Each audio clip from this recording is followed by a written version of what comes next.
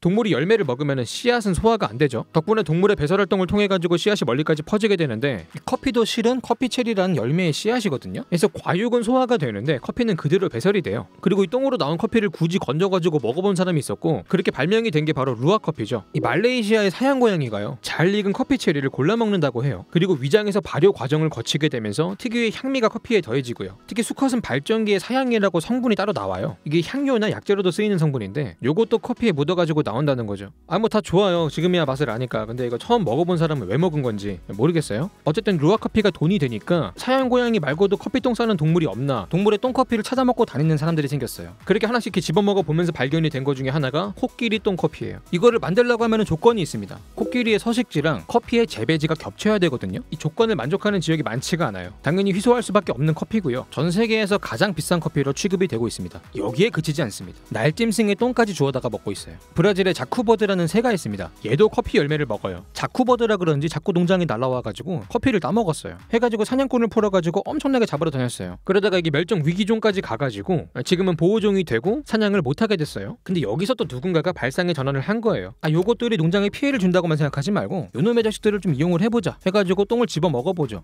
이 맛있어. 이렇게 된 거예요. 루아 커피처럼 팔아보자 이렇게 된 겁니다. 역시 돈은 독한 사람들이 버는 것 같아요. 이 보호종이다 보니까 잡아다 키우는 게 안 되잖아요. 그래서 야생에 있는 자쿠버드가 싼 똥을 찾는다고 해가지고 똥 채집꾼들을 풀어가지고 온 산을 뒤지고 있습니다. 신봤다 아니고 똥봤다예요. 옛날에 그 사냥꾼 풀던 기백은 다 없는 거예요 이제.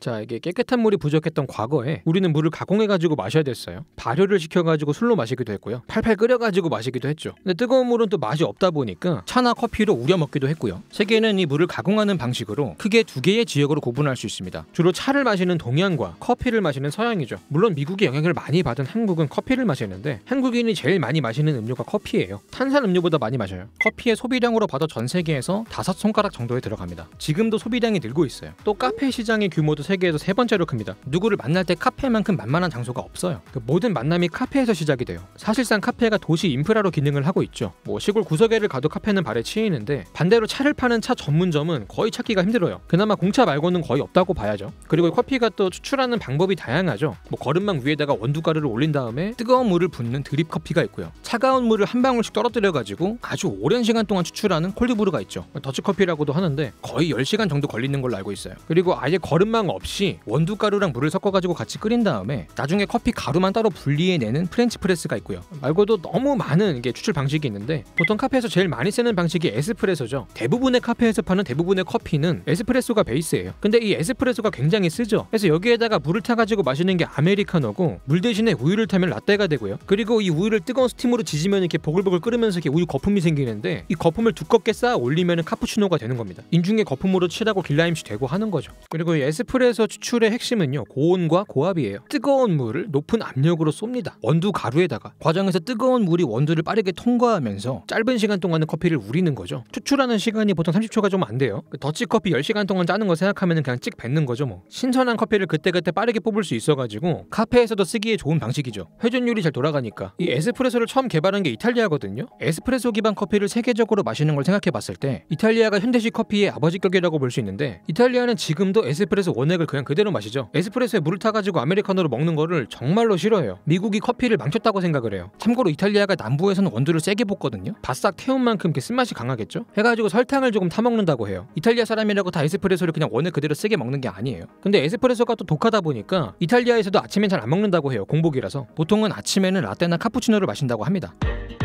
근데 이게 나라마다 주로 마시는 커피가 다르잖아요. 미국은 당연히 아메리카노를 마실 것 같아요. 이름부터가 아메리카가 들어가고 자기들이 만든 거니까. 근데 요즘은 아메리카노보다는 베치브루라는 걸 마신다고 해요. 미리 커피를 대량으로 뽑아두고 주문이 들어오면 그때그때 꺼내가지고 따라주는 방식인데, 카페가 보통 아침이랑 점심에 사람이 몰리잖아요. 이런 식으로 짧은 시간에 대량의 주문이 몰릴 때 베치브루가 대응하기 좋다고 하더라고요. 그리고 캐나다는 더블더블이란 걸 많이 마시는데, 이게 약간 프림들, 설탕들 같은 느낌이에요. 옛날에 그 한국의 다방커피랑 비슷한 거죠. 그리고 터키의 커피가 또 재밌어요. 보통 커피를 추출한다 그러면은 원두 가루는 필터 같은 걸로 걸러내고 액체만 추출을 하거든요. 근데 터키식 커피는 원두를 걸러내지 않아요. 가루가 씹히는 커피를 그냥 마시는 거죠. 보통은 가루가 밑에 가라앉아요. 다 마시면 가루가 꽤 남게 되는데 이거를 엎어가지고 흘러내리는 그 모양을 보면서 점을 치는 문화가 또 있다고 해요. 그래서 터키 커피집에 가면은 점을 봐준다고 하더라고요. 약간 타로 카페 같은 느낌이 드는데, 또 터키가 특이한 게 커피를 끓일 때요, 뜨거운 모래로 끓이는 방식이 있어요. 옛날에 사막에서 모래로 커피를 끓이던 방식을 계승을 한 것 같은데, 아마 사막에서 커피를 마셨다고? 그 뜨거운 거를? 뭐 이런 생각이 들 수는 있을 것 같아요. 근데 이게 아랍의 상인들이요, 사막을 횡단할 때는 보통 밤에 이동을 하고 낮에는 이렇게 그늘에서 쉬었다고 하거든요. 밤에 움직이면 피곤하잖아요. 그래서 커피를 마신 거죠. 뜨거운 모래로 끓여가지고. 그러면 우리 한국은 어떤 커피를 마셨을까요? 당연히 시대마다 달랐습니다. 일본에서 해방이 되고 나서는 우리가 미국의 우방국이 됐고 미국의 문화를 빠르게 흡수를 하게 되죠. 그중에 음료 문화로 콜라랑 커피가 들어오게 돼요. 특히 1950년대 한국전쟁 당시에 미군을 통해 가지고 인스턴트 커피가 들어왔어요. 1970년대에는 미국의 기술 지원을 받아가지고 한국에서도 인스턴트 커피를 만들 수 있게 됐습니다. 자급자족이 됐다는 거죠. 비싸게 수입을 하던 커피를 자급할 수 있게 되면서 커피의 대중화가 시작이 됩니다. 인스턴트 커피 중에서 최근에는 카누가 잘 팔리고 있고, 옛날에는 맥스웰 하우스나 테이스터스 초이스가 유명한 제품이었죠. 보시면 이게 원두를 으깨가지고 만든 알갱이 같이 생겼는데, 실은 이 알갱이가 원두가 아니에요. 그 왜 우리 카페 가면은 커피 찌꺼기 가져가라고 이렇게 해놓은 게 있거든요. 원래 원두 커피를 우리고 나면은 찌꺼기가 나와요. 이 말은 즉 원두는 물에 녹지 않는다는 거죠. 근데 인스턴트 커피는 물에 잘 녹잖아요. 원두가 아니라는 거예요. 그 원두가 아니면 이 알갱이가 대체 뭐냐? 공장에서 커피를 뽑아요. 액체 커피로 만드는 거죠. 그리고 이 액체 상태의 커피를 건조를 시켜가지고 고체 상태로 만들어요. 알갱이로. 이게 인스턴트 커피예요. 그래서 물만 부으면 바로 커피가 되는 거고, 커피 가루가 씹히지도 않는 거고, 인스턴트라는 말이 괜히 들어가는 게 아니에요. 커피를 추출할 도구가 마땅하지 않았던 그 시대에는 이런 간편하고 저렴한 커피가 대중화가 될 수밖에 없던 거예요. 특히 한국은 인스턴트 커피에다가 설탕과 프림을 넣어가지고 믹스 커피가 대중화가 됐죠. 지금도 맥심이라는 제품이 유명하지 않습니까? 군대에서도 많이 찾는 제품이죠. 휴가 복귀할 때 한 봉다리 딱 사가지고 들어가면은 바로 에이스 등급, 그런 문화가 있는데, 옛날에 많이 먹던 자판기 커피나 다방 같은 업종도 보면은 인스턴트 커피가 있었기 때문에 성장을 했다고 보면 될 것 같아요. 옛날에 그 다방 가면은 커피에다가 달걀 노른자를 띄워줬다고 하더라고요. 지금 생각해보면 저런 걸 어떻게 먹었을까 싶지만은 그때는 계란이 비쌀 때라 가지고 고급 음료였다고 합니다. 그러다가 한국도 경제가 성장함에 따라서 커피의 고급화가 진행이 되는데, 슬슬 원두 커피로 넘어가게 되는 거죠. 특히 1999년에 스타벅스가 들어옵니다. 에스프레소 기반의 커피가 집중적으로 보급이 돼요. 당시에는 커피 한 잔에 몇천 원 주고 먹는 게 사회적으로 받아들이기 쉽지 않았어요. 짜장면 값이랑 똑같으니까. 당시에는 스타벅스가 사치의 상징이 됐죠. 그때는 국민소득이 뭐 2만 달러가 안 됐을 때라 가지고 뭐 그럴 수 있었죠. 근데 이제는 3만 달러가 넘었잖아요. 충분한 소비 여력이 생기게 됐고, 스타벅스는 더 이상 비싼 커피가 아니게 됐어요. 좋은 현상이에요. 우리가 부모님 세대 때는 누리지 못했던 사치를 새로이 누리게 됐다면 축하할 일이죠. 경제가 성장했다는 말이니까. 아마도 우리의 다음 세대는요, 더 좋은 커피를 마시게 될 겁니다. 한 나라의 취미나 사치 문화는 정확히 그 나라의 GDP랑 비례하니까 커피도 마찬가지고요. 실제로 지금도 더 비싸고 맛이 좋은 스페셜티 커피를 찾는 사람들이 계속해서 늘고 있습니다. 무게성하게 대량으로 만들어진 원두가 아니라 소수를 위해 차별화가 된 커피들이 떠오르고 있죠. 지금은 아무래도 소득이 조금 높은 40대에서 스페셜티 커피를 주도적으로 소비를 하고 있다고 해요. 집에서 여러 가지 도구들을 이렇게 사와가지고 핸드메이드로 만드는 분들이 또 많아지고 있고, 프랜차이즈들 역시 스페셜티 커피 매장을 따로 내고 있죠. 스타벅스의 리저브 매장이 대표적이고요.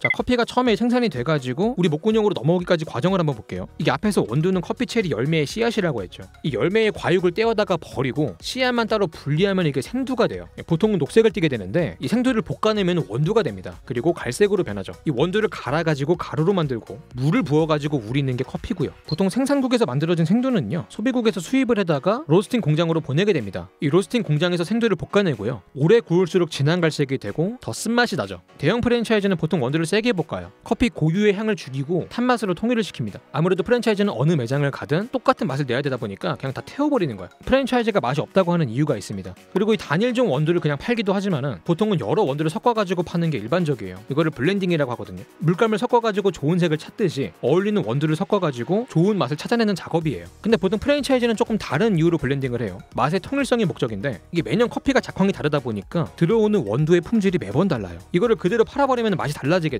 해서 이 맛을 통일을 시키겠다고 프랜차이즈가 추구하는 맛을 내기 위해서 그때그때 원두를 여러 가지를 섞는 거예요. 요번 거 브라질 원두가 조금 많이 쓴데? 그러면은 좀 들르는 거죠. 결과적으로 생두의 작황에 따라서, 생두의 가공과 발효 방식에 따라서, 로스팅 방식과 블렌딩 방식에 따라서, 커피의 추출 방식에 따라서 맛이 미세하게 바뀌게 되는데, 이 모든 유통 과정들이 조화를 이루어야 좋은 커피가 된다고 할 수 있겠습니다. 자, 그러면 인류는 언제부터 커피를 마시게 됐을까요? 기본적으로 아프리카에서 처음 재배가 시작이 됐고요. 다음에 바로 옆에 아랍으로 전파가 됐다가 무역을 통해서 유럽으로 유럽으로 넘어가게 됩니다. 그 뒤로 유럽이 여기저기 침략을 하는 과정에서 전 세계로 퍼지게 됐다고 보면 될 것 같아요. 제일 처음에 커피가 발견된 거는 아프리카의 에티오피아예요. 처음 발견을 한 게 양치기예요. 어느 날 염소를 딱 보니까 커피 열매를 먹었나 봐. 얘가 방방 뛰더래요. 흥분해가지고 잠도 안 자고. 해서 호기심이 들어가지고 열매를 진짜 따먹어본 거야. 기분이 좋아지고 흥분되고 잠이 안 왔대요. 주변에 이거를 알리게 되고 그렇게 커피가 시작이 됐다고 하는데, 발상지답게 지금도 에티오피아는 예가체프란 원두가 굉장히 유명합니다. 맛이 굉장히 독특해요. 맛을 잘 모르는 분들이 드셔도 단번에 느낄 정도예요. 과일 향이나 꽃향이 납니다. 어쨌든 그러다가 아프리카에서 아랍으로 처음 이식이 된 게 아라비아 반도의 예멘이었어요. 그 카페모카라고 초콜릿만 나는 커피 있죠. 이거 기원이 되는 것도 예멘이에요. 당시에 예멘산 원두가 그 자체로 초콜릿 향이 났다고 해요. 당시 예멘에 있던 항구 중에서 모카 항구라는 게 있었어요. 이 모카 항구에서 커피가 유럽으로 수출이 되게 되는데, 과정에서 모카 하면은 초콜릿 맛이다, 이런 공직이 생기게 된 거죠. 다음은 커피는 주로 어디서 자라는가를 봤을 때 이 커피가 아무데서나 크지 않습니다. 고급 원두일수록 주로 고산지대에서 많이 키우거든요. 왜 그럴까요? 자, 이게 목욕탕 물을 끓이는 것보다는 주전자 물을 끓이는 게 훨씬 편하죠. 더 적은 양의 열이 필요하죠. 가스가 덜 들어가요. 이런 식으로 물의 양이 적을수록 끓이기 쉬운 것도 당연한 건데, 공기도 마찬가지예요. 공기 밀도가 낮을수록 공기를 데피는 게 더 쉬워요. 근데 고산지대는 공기가 적잖아요. 중력 때문에 공기가 다 밑으로 가라앉아 있어가지고 위쪽은 공기가 적고 기압이 약해요. 덕분에 공기를 데피는 게 더 쉽죠. 밤이 되면 또 공기가 금방 식어요. 기온의 일교차가 심하다는 건데, 일교차가 심하면 사람도 감기에 걸리거든요. 생명체가 살기 그렇게 좋은 조건은 아니에요. 사막에 생명체가 그렇게 많이 안 사는 이유가 있는 건데, 고산지대 역시 일교차가 심하다 보니까 커피가 자라는 속도가 조금 느린 편이에요. 근데 이게 오히려 또 맛에는 도움이 되죠. 보통 식물이 낮에는 광합성을 해가지고 포도당을 만들고 밤에는 호흡을 해가지고 이 포도당을 에너지로 바꾸는데, 밤이 추우면 이게 식물의 호흡이 느려지게 돼요. 호흡을 덜 하니까 포도당이 에너지로 바뀌지 않고 그렇게 남아도는 포도당이 원두에 축적이 됩니다. 원두의 품질이 좋아지는 거죠. 이런 식으로 고산지대의 일교차를 이용해가지고 오랜 시간 공을 들여가지고 키우는 원두가 주로 비싼 원두로 취급을 받게 되고요. 해서 커피의 품질을 볼 때도 해발고도를 조금 봐요. 근데 고산지대라고 해가지고 다 잘 크는 게 아니고, 커피가 좋아하는 기후가 또 따로 있어요. 보통 저개발 국가의 재배지가 유명한 이유가 있는 게, 적도 인근의 열대지방에서 커피가 잘 자라요. 이 지역들을 커피 벨트라고 하는데, 여기서 수출을 굉장히 많이 하고 있고요. 반대로 수입은 또 어디서 많이 하냐 이렇게 보면은 유럽이랑 북미가 압도적으로 많아요. 국가별 커피 수입량을 순위로 보면은 GDP 순위랑 거의 비슷해요. 그만큼 잘 사는 나라일수록 커피를 더 마신다는 거죠. 빈국은 만들고 부국은 먹고. 커피가 이렇게 생산국이랑 소비국이 분리가 되어 있습니다. 특히 남미랑 아프리카의 커피 농장들은요, 과거에 식민지 시절에 플랜테이션 농업에 기원을 두고 있는데, 이 플랜테이션 농업이라는 게 식민지의 그 농지와 노동력을 착취를 해가지고 대량으로 생산을 하던 농업 방식이었잖아요. 그래서 이 착취 구조가 지금까지도 남아 있습니다. 생산지의 단가를 후려치는 문제가 있고요. 아예 불법으로 이렇게 노예 노동을 하는 곳이 또 많아요. 한국의 염전 노예 같은 느낌으로. 또 아이들이 일을 한다는 것도 문제가 되고 있습니다. 근데 이런 문제들이 선진국의 관점으로만 보긴 또 힘들어요. 보통 저개발 국가들이 소득이 적기 때문에 가장 혼자서 가족들을 먹이 살릴 수가 없어요. 그래서 아이들까지 고용시장에 나오는 거죠. 이거를 단순히 그냥 법으로 막는다고 해봐야 다 굶어 죽으라는 것밖에 안 돼가지고 이런 복잡한 문제들이 있습니다. 이런 식으로 생산국의 등골을 빼먹고 있지만은 우리가 사 먹고 있는 커피는 비싸죠. 중간 유통업자들의 마진이 붙고 다국적 기업들의 마진이 붙고 선진국이 높은 임대료가 붙고 비싼 인건비가 붙다 보니까 이게 싸게 팔 수가 없는 상황이 된 거예요. 그렇게 몇 원밖에 안 하는 원두가 카페에 와가지고 5,000원이 되는 유통업계의 7대 미스테리가 완성이 되는 거죠. 예전부터 생산지에다가 정당한 보수를 주는 공정무역 커피라는 게 따로 나오고 있는데, 이게 소비자 입장에서는 기부한다는 느낌 외에 크게 상품 가치로서 이렇게 메리트가 별로 없어요. 그래서 주목을 많이 받지 못하고 있죠. 이런 식으로 오늘은 커피에 대해서 요목조목 알아봤습니다. 오늘 영상 여기까지고요. 지금까지 지직한 입의 한입만이었습니다.